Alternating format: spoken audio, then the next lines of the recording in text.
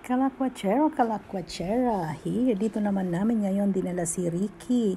Hayang mag-golf tayo. Golf ball houses.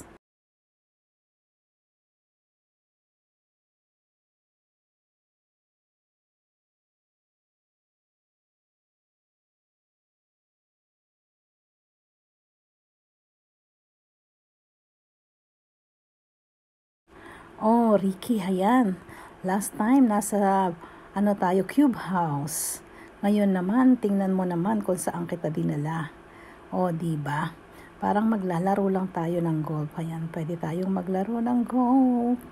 Picture tayo dito sa golf houses here in the Netherlands. Look, may mga tipa siya, diba?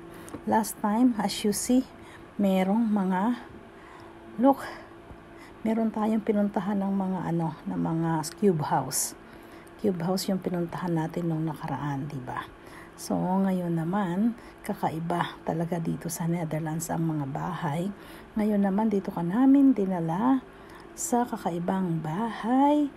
At yun ay ang mga ball houses. Ayan, pareho lang sila sa loob. Yung cube house at saka ball house, pareho silang bahay. May nakatira dyan. Yes, tama kayo mga kalakwachero, bahay. O, tingnan mo, para siya nakapatong sa T. Diba? Yung sa T ng golf, para hahatawin mo na lang siya. Para maganda at magaling. Ayan, pwede tayo maglaro ng golf. Laruin natin ng golf yung mga bahay na yan. Kunyari sila ang ball at maganda ang area. Look, talaga naman tahimik dito. O, para ka naglalaro na, para ka nasa golf course lang yung kinalalagyan niya. O, diba?